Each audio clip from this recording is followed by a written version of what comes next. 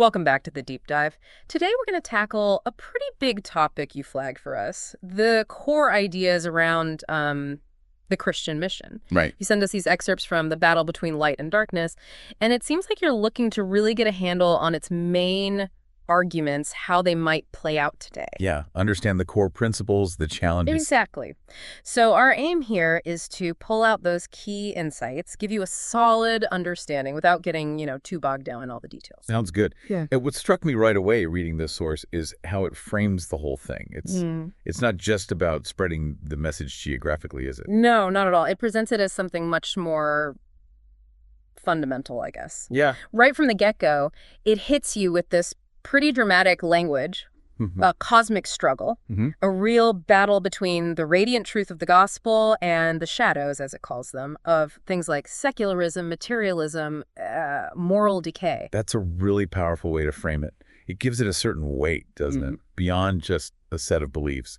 It really does. It paints it as this fundamental clash of values, almost. And it's clear this isn't some abstract battle happening far away. The text really stresses that this struggle is alive and well within societies, right? Even places once, founded on Christian values where faith seems to be fading a bit. Precisely. It points directly to challenges that feel very contemporary. Growing indifference to religion, sometimes outright persecution, and this rising idea that, well, maybe there's no single absolute truth anymore, relativism. Right, and these are all presented as forces that are actively working against or dimming the gospel's light, according to the source. Okay, so let's dig into that. These forces of darkness the source mentions, where does it start? Well, it kicks off with secularism. And the definition here is basically a worldview that tries to exclude God from the public square. Pushing faith into private life. Exactly. Making it more of a personal hobby than, say, a guiding principle for society as a whole. The force suggests this really weakens faith's influence on shared values. That feels like a key distinction, yeah. Faith becoming just a preference rather than a foundation. And then right alongside that, it talks about materialism. Not just wanting stuff, though. No, it's more the constant chase for wealth, for success, becoming the main goal, overshadowing spiritual fulfillment. God kind of gets put on the back burner. Or maybe off the stove entirely. Right. Subordinated to personal gain. Now, this next one is interesting. False ideologies. What's the source getting at there? Basically, philosophies or ways of thinking that it sees as distorting truth. A big one mentioned is moral relativism. The idea that there's no absolute right or wrong. Yeah, exactly. And tied to that is this idea of repackaging things traditionally seen as sin, maybe reframing them as just personal freedom or self-expression. That's a significant reframing. And that leads directly into what the source calls moral decay, right? It does. The actual erosion of values like honesty, integrity, selflessness, things many societies historically held up. And what does the text say is filling that gap? It points to things like, well, self-indulgence, maybe deception, a willingness to make moral compromises becoming more common. It's not a particularly optimistic picture it's painting here. No, it isn't. The source is pretty blunt that this darkness, as it calls it, isn't just present, it's growing. Which naturally leads to the big question the text poses. How is the church supposed to respond to all this? That really is the core question, isn't it? After outlining these challenges, the source pivots to this call to be light bearers. Okay, so what does that involve? What are the main elements? Well, the first one that jumps out is boldness and faith. Like the early apostles. Exactly. It draws that parallel. They faced opposition but didn't, water down their message. The source argues the modern church needs that same kind of courage, refusing to compromise truth just to be accepted by society. So speak up clearly, but it's not just about words. No, definitely not. The next point is compassion in action. It stresses that the gospel's power isn't only in proclamation, but in demonstration, deeds. Mirroring Jesus's example, healing, caring for people. Precisely. Yeah. The church needs to be a tangible source of hope, showing Christ's love through practical kindness, tackling real-world problems like poverty, addiction, mental illness.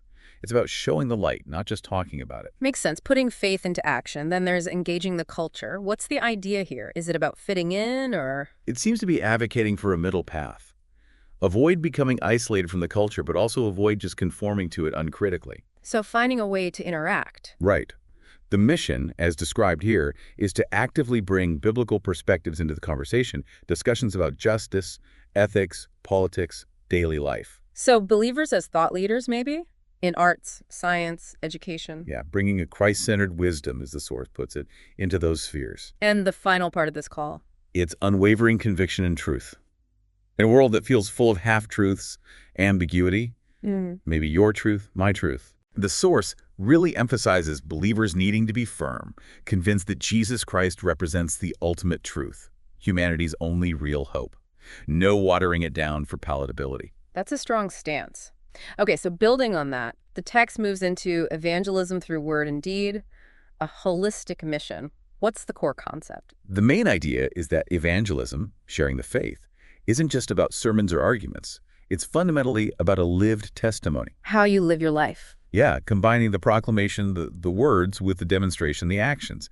Again, pointing to Jesus, who taught and healed, fed, comforted. Living the gospel, not just preaching it. Exactly. It has to be transformative, changing minds, hearts, and circumstances. Truth and love, doctrine and compassion, teaching and service, all intertwined. And the source breaks this down further, right, into 4 pillars. It does. The first pillar is biblical teaching proclaiming an untainted gospel. Untainted. Okay, what's the focus there? The emphasis is really on uncompromising truth. The source argues there's always pressure to adapt the gospel, make it fit current trends, soften it. But true evangelism doesn't do that. Right. Like Jesus, it proclaims the message fully, boldly, challenging hypocrisy, announcing God's kingdom without dilution. Okay. And within that teaching, what are the core pillars it identifies? It highlights 4 key things. First, sin. Meaning human brokenness, separation from God. Yes. Acknowledging that is seen as crucial for understanding the need for grace, which is the second pillar, grace. God's undeserved mercy. Exactly. Through Jesus' sacrifice. That's presented as the absolute heart of the message, like getting a gift you didn't earn. Got it. And third? Redemption. Being set free, transformed. His perfection credited to us, not just self-improvement. And finally? The call to transformation. The gospel isn't just about forgiveness. It's about a whole new life, a holy life, dedicated to God's purposes. It's meant to change you fundamentally. So acknowledging brokenness is the starting point for needing grace, redemption, and transformation. Makes sense. What else under this first pillar of teaching? Faithful exposition. This is about ensuring church teaching is really rooted in the Bible itself, the unchanging word, not just cultural whims or opinions, by emphasizing biblical authority, scripture as the guide. Also, expository preaching, carefully explaining the text in its context, not just cherry-picking verses, and theological soundness, making sure teachings align with historic Christian beliefs, resisting pressure to conform. So sticking close to the source text and its intended meaning. Pretty much. And the last part of this teaching pillar is the call to repentance. Why is that so central? Because, according to this source, evangelism isn't just intellectual agreement. It requires a real turning away from sin, embracing a new way of life. It's not optional. No, it's presented as an essential response. True repentance means actually forsaking sin, leading to transformation. It's what the early apostles preached alongside forgiveness. A call for genuine change. Okay, let's move to pillar 2. Compassionate service meeting physical and emotional needs. Right. And the link here is back to Jesus. His ministry intertwined compassion and proclamation. He met spiritual and practical needs. So service isn't just an add-on. Not according to this source. It's fundamental to true evangelism. And it starts with feeding the hungry. Yeah, addressing immediate, tangible needs, food, shelter, basic care. It recognizes that physical hardship can be overwhelming. It's practical, but also symbolic. Exactly. It eases suffering, affirms dignity, seeing people as made in God's image, and it can build a bridge, open hearts to the message itself. Meeting people at their point of need. What about healing and comforting? This acknowledges the less visible wounds, trauma, loneliness, emotional pain, which are so prevalent today. So like counseling support groups. Yes, things like empathetic listening, prayer, counseling, community support, just offering a restorative presence, following Jesus' example of caring for the grieving and the sick. Addressing the whole person. And then love in action. This is about making the gospel visible. Simple acts of kindness, selfless giving, working to transform the community. These things demonstrate God's love powerfully. Faith without work is incomplete, exactly. Actions back up the words. Which leads to the final point here, an integrated mission. Yeah, the takeaway is that compassionate service is essential, not supplementary. Demonstrated love opens hearts to the proclaimed truth. Ignoring needs makes the gospel seem abstract, disconnected. Showing and telling, hand in hand. Okay, pillar 3. Cultural engagement, communicating truth that resonates. This feels critical today. It really does. The idea isn't to hide from culture, but to engage wisely with discernment. The communication needs to be relevant. Without changing the core message. That's the key tension. Yeah. Presenting it in a way that connects with different people's contexts and concerns. How does this source suggest doing that? Well, first, by understanding different backgrounds. Yeah. It uses the Apostle Paul as an example, how he tailored his approach for different audiences. Like speaking to philosophers differently than others? Exactly. Using audience-specific communication, being culturally sensitive, building bridges by respecting differences. Meeting people culturally where they are. What about breaking barriers? This tackles the divisions social, racial, economic. The gospel message is presented as radically inclusive. So the church should actively work against prejudice. Yes, promoting unity, demonstrating a love that includes everyone, regardless of background, embodying that unity. Okay. Then there's reclaiming public spaces. What does that mean? Trying to take over? Not dominate necessarily, but refusing to withdraw from important fears, intellectual discourse, art, social influence. So having a voice in the public square. Right. Bringing the message into universities' artistic expression, community work, demonstrating that faith is relevant to public life, a potential public good. And the final aspect here is being a church that speaks to the heart of society. Yeah, the idea is that if the church doesn't engage, it becomes irrelevant. It needs to understand cultural currents, speak to real-life issues, connect Christ's message to everyday realities. While staying anchored in truth. Exactly. That allows it to inspire change, transform communities, and actually influence society. Staying relevant and impactful. Yeah. Okay, the fourth and final pillar. Discipleship, building a lasting legacy. This goes beyond the initial decision, right? Absolutely. The source stresses that the mission isn't just conversion. It's about nurturing believers into spiritual maturity, helping them become disciples. Followers who keep learning and growing. Yes. A mission without that follow-through is seen as incomplete. It's about multiplication, not just addition. Like planting seeds that grow into fruit-bearing trees that produce more seeds. That's a good analogy. Creating a cycle where those discipled then disciple others. How does the text suggest this happens effectively? First, through spiritual maturity, nurturing new believers, helping them dive into scripture, prayer, connecting them with the faith community to build resilience. Growing strong roots. Right. Then there's mentorship and growth. Like Jesus with his disciples. Exactly. Mature believers intentionally guiding newer ones, walking alongside them, sharing wisdom. It's presented as a journey together, continuous learning. Personal investment. And you mentioned multiplication, not just addition. Yeah. The measure of health isn't just numbers in, but the ability to develop leaders who then empower others, creating self-sustaining communities of faith. Investing in future leadership. Right. Which leads to the final point. Yeah.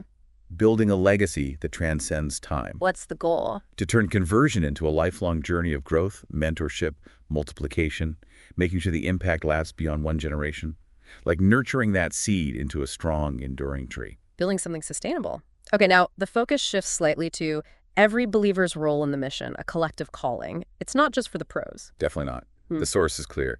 This is a universal responsibility. Every single Christian is called to be a light bearer. Where? In their everyday lives, homes, workplaces, neighborhoods. Yeah. These are the mission fields. Daily life is where the mission happens for most people. So how do believers live this out? Well, the source talks about the urgency of the times, calling for active participation in God's redemptive plan, resisting that darkness. And emphasizing authentic living. Yes. Daily actions marked by integrity, compassion, love. These are powerful demonstrations of Christ's reality in someone's life, living it out authentically. And this individual authenticity can actually transform spaces. That's the idea. Christ's love reflected in families, ethical conduct in workplaces, service in communities. These things transform society from the inside out, believer by believer. The power of collective individual impact. And it's framed as an urgent and enduring mission. Yeah, especially when faith feels marginalized, every believer's contribution matters. Living genuinely draws others, not by argument alone, but by the attractiveness of a transformed life. Okay, this brings us towards the end with this really powerful section. Will we rise? A call to ignite the world with Christ's light. What's the final push here? It really circles back to the beginning. The mission isn't just a thing the church does. It's its core purpose, its divine lifeline, its source of vitality. Neglect it, The source warns, and you get stagnation. And there's that sense of urgency of now again. Definitely. Today is presented as a critical moment. Go forth, proclaim, serve, disciple, now. And what does it mean practically to light the way amidst darkness? It means actively resisting negative forces with courage, conviction, living authentically as testimonies to grace in all areas, seeing challenges not as roadblocks, but as opportunities to demonstrate faith's resilience. And doing it together. Absolutely. It stresses this is a collective responsibility. Every believer contributes. Our combined light, the source suggests, can overcome societal darkness. Which leads to that final direct question, the moment in decision. Will we rise? It's posed as a direct challenge. Will individuals, will the church, embrace this role as light bearers, agents of change, ambassadors of hope? And the very last thought. It's about a future lit by hope. An encouragement to embrace the mission urgently, trusting the gospel's power. The time is now. The world is waiting. That's the final call to action. The source also includes those discussion questions and reflective exercises you mentioned. Can you give us a quick flavor of those again? Sure. One asks leaders how they can ensure decisions align with spiritual truths in a secular world. Very practical. Okay. And another asks you to reflect personally on a time you felt that tension between faith and culture and what your response revealed about your own convictions. So they really push for application. Yeah, they cover cultural engagement, discipleship, individual roles. Yeah. Designed to get you thinking beyond just the information. Okay, let's wrap up this deep dive then. If you had to boil it down, what's the core takeaway from our look at the battle between light and darkness? I'd say the key insight is that the Christian mission, as presented here, is this dynamic, ongoing engagement in a spiritual battle. It demands way more than words. It requires a truly holistic approach.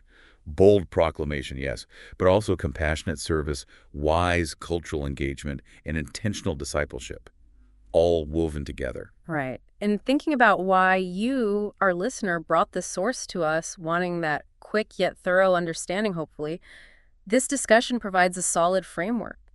Understanding the mission's many facets in our contemporary world, I mean, the challenge of identified secularism, moral decay, there's certainly relatable issues in many places, aren't they? They really are, which makes that call to light bearers feel particularly relevant, I think. And that final, powerful question the source leaves us with, will we rise? Yeah, that's really the thought to carry away, isn't it? It's not just rhetorical, it's a personal invitation. How might your understanding of this cosmic struggle influence your actions, your perspective? What does being light actually look like for you right where you are? It's definitely something to mull over. And as you said, those discussion questions in the source itself could be a great next step for anyone wanting to dig deeper personally. For sure. Okay, well, thanks for taking this deep dive with us today.